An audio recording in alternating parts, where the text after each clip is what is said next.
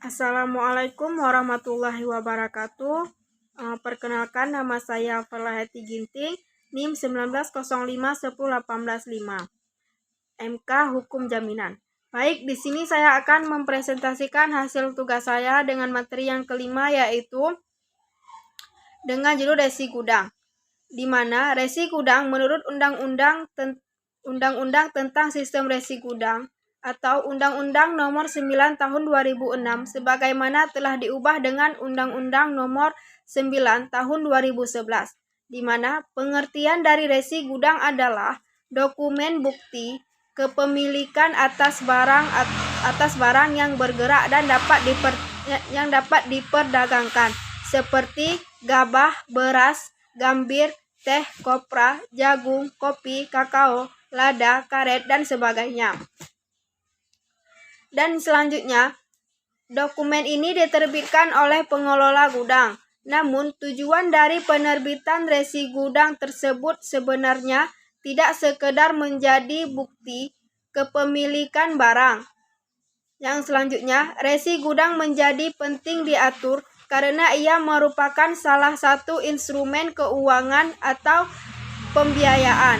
Dilihat dari subjek-subjek yang terlibat di dalam transaksi awal resi gudang ini, setidaknya ada dua pihak, yang dimana pihak pemilik barang, dia adalah orang atau individu atau korporasi yang menyimpan barangnya dalam jangka waktu tertentu, minimal 3 di dalam gudang.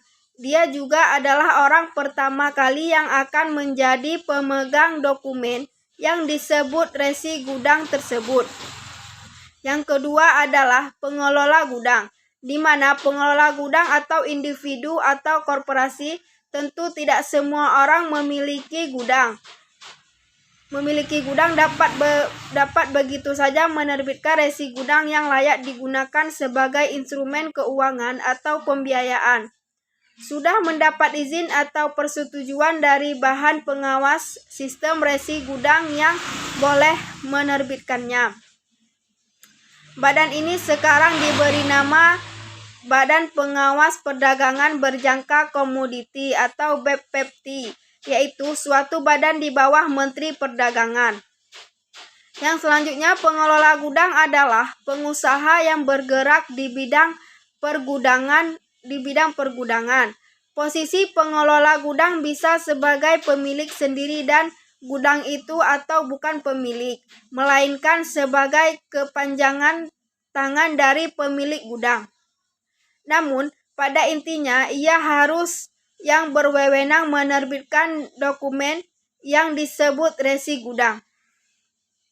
Adapun pokok-pokok pengaturan tujuan diberlakukannya Undang-Undang Sistem Resi Gudang adalah untuk memberikan dan meningkatkan akses masyarakat terhadap kepastian hukum, di mana melindungi masyarakat dan memperluas akses mereka untuk memanfaatkan fasilitas pembiayaan.